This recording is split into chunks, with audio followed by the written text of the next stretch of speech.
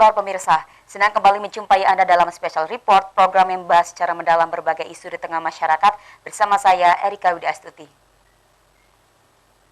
Pemirsa, kasus pelecehan seksual terhadap anak di bawah umur di Bandar Lampung kembali terjadi. Kali ini menimpa belasan orang anak warga Waihalim, Bandar Lampung. Kasus ini terjadi sejak 6 tahun lalu. Pemirsa, berikut Special Report, belasan anak Bandar Lampung menjadi korban sodomi.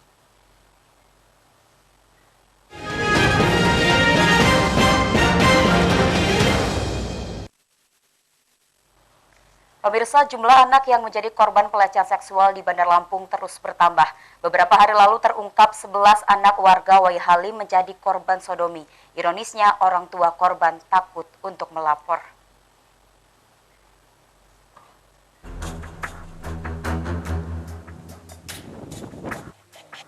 Pemirsa, belasan anak di bawah umur diduga menjadi korban pelecehan seksual atau pencabulan oleh seorang warga Waihalim, Kota Bandar Lampung. Belasan bocah disodomi dengan modus bujuk rayu hingga dipaksa nonton video porno sesama jenis.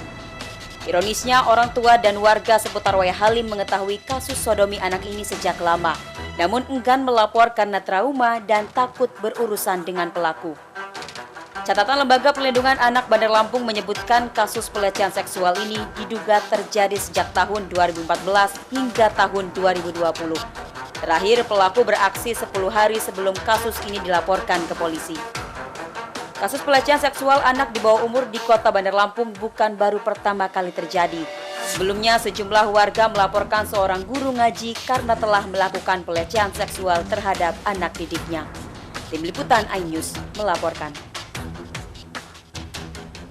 Terpisah. Baik pemirsa, kita akan membahas lebih dalam topik mengenai belasan anak Bandar Lampung menjadi korban sodomi dengan narasumber yang telah hadir di studio. Ada Ketua Lembaga Perlindungan Anak Bandar Lampung, Bapak Ahmad Aprilian Dipasa. Assalamualaikum dokter, selamat pagi Pak Apri. Ya, Pak Apri, ini kasus yang sebenarnya sangat memprihatinkan ya, gitu, dimana ini tentu mengejutkan banyak pihak gitu, dan kita mengetahui ternyata ada kasus sodomi di mana 11 anak menjadi korban sodomi di Bandar Lampung. Nah, ini bisa diceritakan bagaimana awal mulanya kasus ini bisa terungkap? Ya, kejadiannya 1 minggu yang lalu ya, Senin memang kami mendapatkan informasi dari pihak warga ya. Jadi mereka sudah menghimpun beberapa korban, kemudian mereka ke tempat kami cari gimana kronologisnya sampai dengan bukti-bukti yang ada sudah sejauh mana. Lalu hari Selasa setelah kami kumpulkan data-data, kemudian korban juga sudah menyampaikan, orang tua korban juga sudah bisa bersaksi ya. Jadi kami inisiasi untuk ke Polresta Bandar Lampung, dan alhamdulillah ya sudah diterima laporannya oleh pihak Polresta Kota Bandar Lampung.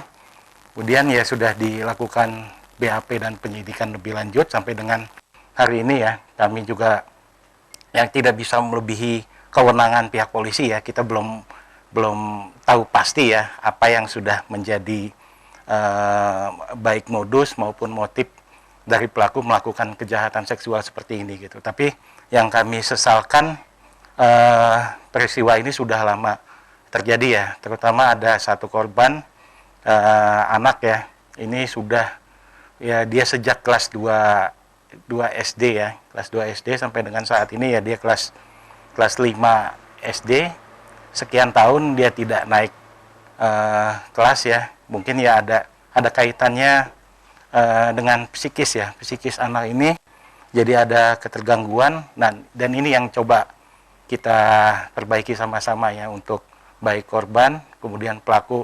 Alhamdulillah Sabtu tanggal 6 sudah ditangkap pihak Polresta Kota Bandar Lampung, dan kami sangat mengapresiasi apa yang sudah dilakukan Polresta Kota Bandar Lampung yang sudah dengan cepat dan tanggap, dalam hitungan hari saja pelaku sudah bisa ditangkap. Namun ya kita juga tidak puas ya dengan hal ini ya, kita menginginkan jangan sampai kejadian seperti ini terjadi lagi gitu loh, dan dengan pelaku dan korban-korban yang lain. Ini yang kita mesti sama-sama. Artinya saat ini pelaku sudah ditangkap, tetapi apakah ada kemungkinan korban lain mungkin yang belum diketahui dan belum melapor, Pak? Ya, kemungkinan ada ya, tapi kita masih belum mendapatkan hal yang pasti ya. Kita masih tunggu. Mudah-mudahan ya nanti ke depannya juga kita bisa mengkampanyekan ya sama-sama ya, baik bukan hanya LPA, tapi dinas-dinas terkait lainnya kita mengkampanyekan gimana pelecehan seksual pada anak baik laki-laki maupun perempuan tidak terjadi lagi. Sejauh pantauan LPA Bandar Lampung sejauh ini, apakah ini merupakan kasus pertama yang terjadi di Bandar Lampung, Pak Apri? Ya, tidak juga ya. Memang sekian tahun kita mundur lagi, beberapa tahun ke belakang memang ada kejadian. Tapi yang membuat kita kaget, waktunya ya lama sekali ya, sudah 6 tahun. Kemudian orang tua korban ini sebetulnya tahu ya, tapi hanya diem gitu kan ya. Ini yang kita tidak inginkan. Nanti kemungkinan LPA dengan dinas PPA dan dinas sosial dan yang lainnya kita bisa kerja sama-sama sehingga tidak ada keengganan dari korban ya, pelecehan seksual pada anak maupun kejahatan lainnya ya, didiamkan begitu saja gitu. Jadi mudah untuk mengaksesnya gitu kan. Selain kasus sodomi ini, apakah ada laporan-laporan dalam bentuk lain, Pak? Karena kalau tidak salah ada kasus anak yang diperkosa hingga 14 kali. Apakah ini benar? Ya, waktunya kebetulan memang ya berdekatan sekali ya. Kami tahunya itu Senin ya, Senin saya via telepon. Kemudian saya minta untuk ke kantor kami menceritakan apa yang sudah terjadi gitu kan. Dan sampai sejauh ini ya kita juga belum bisa menyampaikan lebih ya, sebab memang masih tahap penyidikan kepolisian ya, dan saat ini pun pelakunya juga belum ditangkap ya. Ya. Mungkin bisa jelaskan bagaimana modus pelaku, tapi Pak jawabannya setelah pesan-pesan berikut ini. Kita akan jeda sejenak. Baik pemirsa, dialog kita dengan Bapak Ahmad Apriliandi PASA masih akan kita lanjutkan, namun sebelumnya kita akan jeda dulu. Setelah pariwara berikut ini, Special Report akan segera kembali. Tetap bersama kami.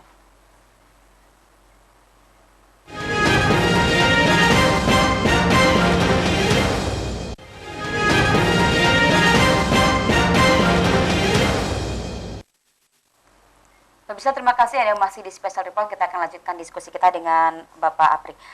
Pak, tadi dikatakan bahwa selain ada kasus 11 anak yang disodomi, ada juga kasus pemerkosaan hingga 14 kali. Nah, artinya ada 2 laporan di sini. Apakah pelakunya sama? Ya, ini pelakunya beda ya. Jadi dan lokus deliktinya itu juga, tempat kejadiannya juga beda. Baik korban maupun pelaku ini betul-betul beda ya. Yang tadi yang 11 dugaan 11 yang mohon maaf ya sodomi tadi dengan itu anak laki-laki ya. Sedangkan yang kejadian anak perempuan usia 14 tahun ya. 14 tahun diperkosa mungkin lebih ya dari 14 kali oleh 4 pelaku yang berbeda gitu, dan juga di tempatnya beda-beda, dan ini kita sesalkan sama sekali ya. Apalagi ada indikasi ya ini traffic ya, ada human trafficking ya yang kemungkinan terjadi ya. Jadi ada kemungkinan cucunya pelaku ini dia mengiming-imingi ya sejumlah uang, gimana si korban ini bisa mau melakukan dan kumpul dengan si pelaku ya. Oke. Jadi, berarti ini pelaku yang sudah tertangkap ini pelaku yang 11 anak disodomi 11 atau anak. pelaku yang? Berarti artinya yang memperkosa hingga 14 kali ini masih diburu. Iya, masih. Dan ini bisa diceritakan tidak Pak, apa sih yang menjadi modus pelaku ini sehingga bisa terjadi kasus seperti ini? Ya, kalau untuk yang sodomi ini ya memang ya ini penyimpangan seksual ya, penyimpangan seksual dari orang yang sudah dewasa ya. Sebetulnya dia punya keluarga, kemudian juga punya anak ya. Kita juga belum mendalami lebih dalam latar belakang si pelaku ini. Ya dia bukan warga biasa lah, ya warga biasa yang ada penyimpangan gitu, dan dilakukan oleh ya tetangga yang di sekelilingnya. Dan itu sudah dilakukan ya sudah lama, dan warga juga sebetulnya sudah tahu tentang kelakuan si pelaku ini gitu kan. Oke, artinya murni memang penyimpangan seksual yang terjadi pada pelaku. Ya, Seperti itu. betul. Nah, ini kan terjadi di tahun 2014. Lalu bagaimana akhirnya bisa terungkap? Ini kan lama sekali nih Pak, 6 tahun jaraknya. Ya, ini ya betul-betul ya, ini jadi ya PR ke depan ya untuk baik Kota Bandar Lampung maupun pemerintah Provinsi Lampung ya. Kejadian-kejadian seperti ini ya sebetulnya bisa dideteksi dengan mudah ya oleh baik orang tua ya. Orang tua bisa memperhatikan anak-anaknya, apalagi memang saat ini untuk penggunaan gadget anak-anak ya semakin tinggi dengan adanya ya sekolah dari rumah kan ya, tidak sekolah secara langsung. Ini juga membuka akses bagi anak-anak untuk membuka konten yang tidak sepantasnya untuk ditonton oleh anak-anak. Tapi sejak 2014 akhirnya tahun 2020 ini baru terungkap, artinya 6 tahun.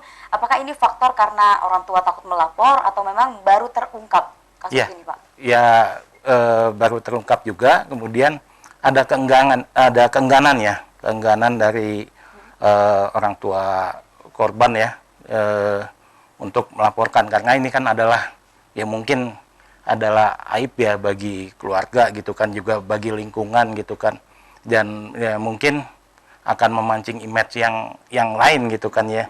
Jadi memang idealnya kita juga tidak menyebutkan tempat di mana kejadian gitu kan ya. Tapi memang lebih baik ya stakeholder terkait ya, gimana kita bisa memberikan terapi ya, trauma healing untuk korban-korban yang ada gitu kan, sehingga dia bisa kembali tidak menjadi bayang-bayang gitu kan ya. Karena memang kita tahu yang apabila korban sodomi ini ya kemungkinan dia ada ya, seperti kalau saya bilang ya seperti narkoba ya, ada ketagihan ya. Ya, ada adiksi gitu kalau kan. Kalau kita lihat ada sesuatu yang menarik nih Pak. Ini kan ada 11 anak, yang artinya ada 11 pasang orang tua juga gitu yang anaknya menjadi korban. Nah, ini apa sebenarnya yang menjadi faktor orang tuanya takut melapor? Apalagi ini sudah jarak rentang waktu 6 tahun. Apakah faktor pelaku yang membuat orang tua tidak berani melapor atau seperti apa nih Pak? Ya, kemungkinan sih ya pemantauan orang tua ini terhadap anak-anaknya sedikit lemah. Ini yang jadi agenda kita ya, gimana orang tua bisa lebih tanda kutip ya melek ya, bahwa mana yang bisa dipegang oleh orang lain, mana yang tidak boleh gitu kan ya. Itu yang emang mesti kita kampanyekan lebih. Tapi sebenarnya kalau boleh kita tahu dari kalangan mana pelaku ini? Apakah warga biasa atau mungkin semacam kalau kita bilang semacam warga sekitar atau seperti apa? Ya, ini ya warga biasa terhadap lingkungan tetangga-tetangganya gitu kan. Ada kesempatan ya dia coba kasih tonton video konten yang nggak bagus gitu kan ya, sehingga anak-anak ya ada ketertarikan ya. Ini yang bisa membahayakan sih ya. Jadi dia sengaja mempertontonkan itu gitu kan.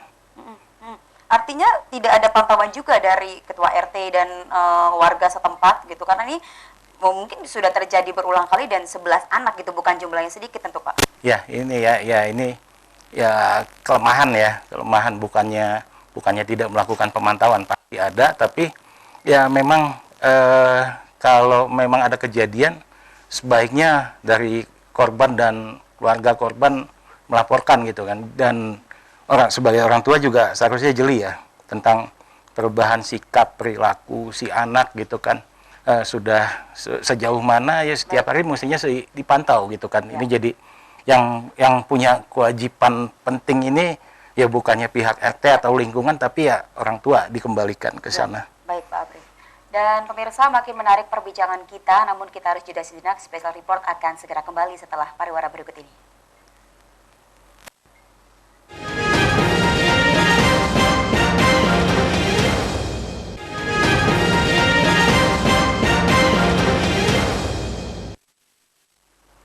Pemirsa, terima kasih Anda masih menyaksikan special report belasan anak Bandar Lampung jadi korban sodomi. Nah, ini pemirsa masih menjadi misteri sebenarnya siapakah pelaku dan dari kalangan mana. Tapi yang menarik bagi saya adalah ini kan kasus sodomi ini ternyata Bapak bilang tadi bukan kali pertama terjadi. Nah, apa catatan LPA Bandar Lampung sendiri sejauh ini? Ya, ya itu kita memang butuh banyak mata dan telinga ya. Kita ada yang namanya PKK ya. PKK ini sudah menjangkau sampai ke RT, kecamatan, kelurahan, lingkungan ya. Dan ini sebetulnya bisa menjadi apa ya? Menjadi agen ya, agen untuk memantau, kemudian menerima report, kemudian mendampingi ya. Ini seharusnya sih memang kami memang juga belum lama ya. Kami terbentuk di bawah kepemimpinan saya baru 1 tahun ya. Kita memang belum bentuk untuk nanti kita ada fasilitator anak ya untuk di 15 kecamatan ya. Kita secara bertahap ya, mudah-mudahan bisa sampai ke tingkat yang terkecil ya. Dan ini memang nggak bisa hanya jalan kami saja gitu, tapi kami butuh support ya, dukungan dan kerjasama berbagai pihak gitu kan untuk gimana bisa pemantauan yang efektif gitu. Sejauh ini sudah berapa kasus yang ditangani atau masuk dalam LPA Bandar Lampung sendiri? Ya, sejauh ini sampai dengan hari ini kami sudah menerima 24 ya, 24 laporan permasalahan anak. Salah satu yang tertinggi adalah memang pelecehan pada anak ya, sudah ada 8 ya, 8 kasus. Kemudian ya ada juga permasalahan pendidikan ya. Pendidikan juga ada 8, jadi memang cukup tinggi. Selebihnya ya sengketa anak dan lain-lain ya. Ini memang jadi ya perhatian ya kita ya, khususnya memang kita nggak bisa tinggalkan pendidikan dan jangan juga mengabaikan untuk perlindungan anak ya. Memang apalagi anak ini memang yang akan menjadi pelanjut ya, pelanjut pembangunan ke depan. Artinya selain ada pendidikan, terutama pelecehan seksual. Nah, terhadap kasus pelecehan seksual yang sedang kita bahas ini, tadi Bapak bilang pelakunya sudah tertangkap. Nah, bagaimana nih kelanjutan kasusnya? Ya, kita masih menunggu penyidikan lebih lanjut ya. Kami juga sudah sepakat ya dengan pihak kepolisian ya, kalau apabila sudah mendapatkan informasi yang valid ya, sudah A1, kita akan melakukan konferensi pers sama-sama dengan pihak Polresta Kota Bandar Lampung ya, sehingga tidak menimbulkan ini ya, ambigu ya. Ada yang bilang begini, dibilang begitu, tapi kita tetap satu ya, kita tetap menghargai apa yang sudah dilakukan pihak kepolisian ya. Tetap kita akan melakukan komunikasi dan kerjasama dengan baik. Tapi kalau kita tarik benang merah lagi Pak Apri, apa sebenarnya yang menjadi pemicu gitu, sehingga kalau kita lihat tadi yang menjadi akar masalahnya itu apa? Apakah memang pelakunya yang sudah sangat lihai atau mungkin memang faktor dari orang tua juga yang berperan penting? Karena kita tahu tadi 6 tahun akhirnya kasus ini baru terbongkar. Dan ini mungkin menjadi catatan bagi masyarakat khususnya yang ada di Bandar Lampung agar tidak terjadi pada anak-anak. Ya, ya memang ya ini kita mesti waspadain juga ya di karakter orang di sekeliling kita ya. Memang kalau ada yang menyimpang sedikit aja ya udah kita bisa pantau sama-sama, sehingga ya jangan sampai anak-anak ini dideketin. Kita sudah tahu karakternya dan kita bisa cegah gitu loh. Kalau bisa ya memang mesti pendampingan psikolog ya, kita mesti amankan gitu. Jangan sampai didiamkan begitu aja. Dan dari faktor anak dan orang tua sendiri, apakah laporan terhadap LPA ini apakah tidak ada keterbukaan atau seperti apa gitu? Ya, ya sangat ya, mereka sangat kooperatif ya dan terbuka ya. Kita juga mendapat informasi ya dari ya 11 anak ini gitu kan ya. Dan memang ya belum bisa kita ekspos lebih dalam lah ya kan, karena memang kewenangannya adalah pihak kepolisian. Terakhir Pak Apri, jadi dari sekian banyaknya kasus yang terjadi, apa sebenarnya yang harus dibenahi gitu agar kasus ini tidak terulang lagi dan terulang lagi? Ya, yang jelas ya memang kita mesti mengkampanyekan ya untuk orang tua selalu mendampingi anaknya, selalu melakukan pemantauan anaknya. Kemudian ya jangan hanya di kota ini kita bisa lihat ya, ya hanya banyak slogan gitu kan, banyak slogan ya, artinya ketika mereka terpilih tidak ada yang action yang bisa dilakukan untuk sama-sama gitu ya. Ini mungkin yang ringan bisa kita buat ya kampanye di billboard atau di tempat-tempat lain sehingga para orang tua bisa waspada terhadap pelecehan baik pun yang kekerasan yang terjadi pada anak-anaknya. Ya, artinya pengawasan dan juga perhatian khusus dari orang tua tentunya ya. Ya, itu yang paling penting. Baik, pemirsa, meningkatnya kasus pelecehan seksual terhadap anak di Bandar Lampung harus menjadi perhatian serius pemerintah dan kepolisian Kota Bandar Lampung, sehingga tidak membuat masyarakat merasa tidak nyaman dan aman tinggal atau berkunjung ke Kota Bandar Lampung. Dan pemirsa, tak terasa perbincangan kita sudah sampai di ujung waktu dan kita akhiri sampai di sini. Terima kasih sekali lagi pada Ketua LP Bandar Lampung, Bapak Pri, atas waktunya di iNews. Dan saya Erika Abdi Astuti beserta kru yang bertugas pamit undur diri. Tetap terus saksikan Special Report hanya di iNews. Terima kasih, Terima kasih. Pak.